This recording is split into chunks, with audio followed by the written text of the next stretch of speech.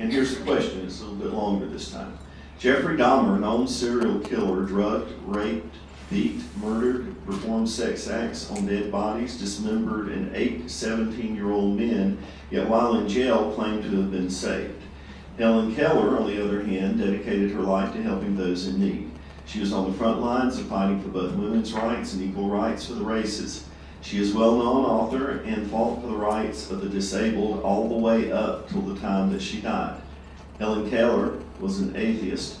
According to Christianity, Jeffrey Dahmer is enjoying the good life in heaven while Helen Keller is in the pit of eternal flame.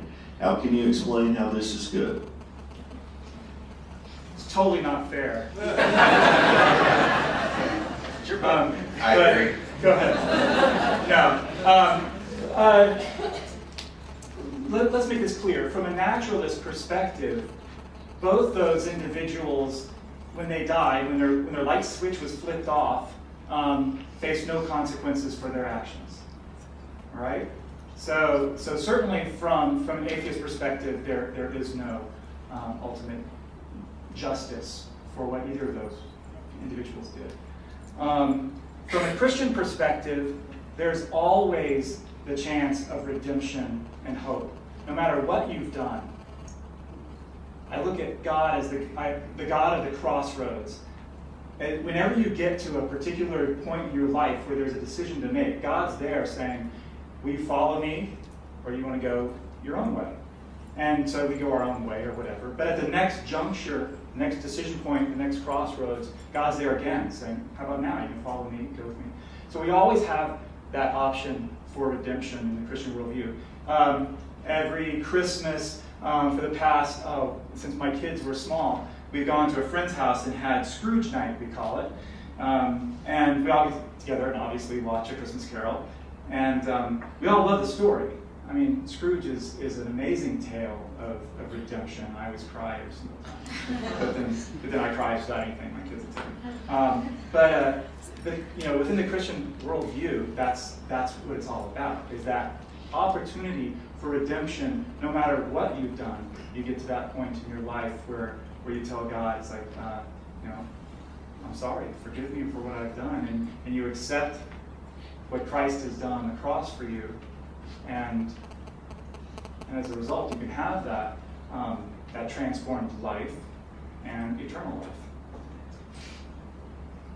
Okay, thank you very much. And now we'll have a 3-minute rejoinder, up to 3 minutes. Sure, there's this challenge against the naturalistic worldview that there's no ultimate consequences. That, and you know, by my worldview, when you're dead, you're dead, and so both of those individuals don't have any ultimate consequences. It's kind of the point. This is the one and only life that I'm going to get, as far as I can tell. Even if it's not, I won't find out till afterwards. But I should live it as if it's the one and only life I get, which means treating people right the first time. And means that we need to work harder to make sure that people are held accountable for their actions here and now. That we don't have this fantasy that, oh, I really should have made up with Dad before he died, but I'll get to do it again in another life. I don't see that you're going to, but wouldn't you have rather have done it now? Wouldn't you rather have a justice system that actually dispenses actual justice? This idea that there's no permanent, eternal, transcendent consequences for people is a big old red herring. And it's ironic that it can be mentioned while talking about a system that is nothing but a loophole.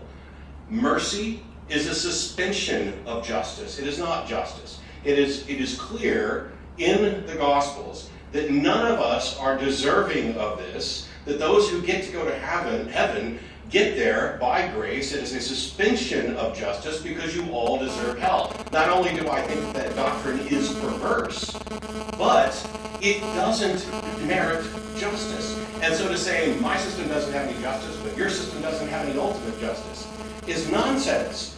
Because your system has people who, if there were justice, would potentially deserve to burn, although I think that's extreme and silly. You know, enjoying the good life, and while others who have lived a good life, and who, you know, I don't know why you couldn't just leave them dead in the first place, and there are nihilists and others who discount this idea of literal hell. I don't know which position you have, and I don't want to put words in your mouth. I'm just speaking generally about the subject.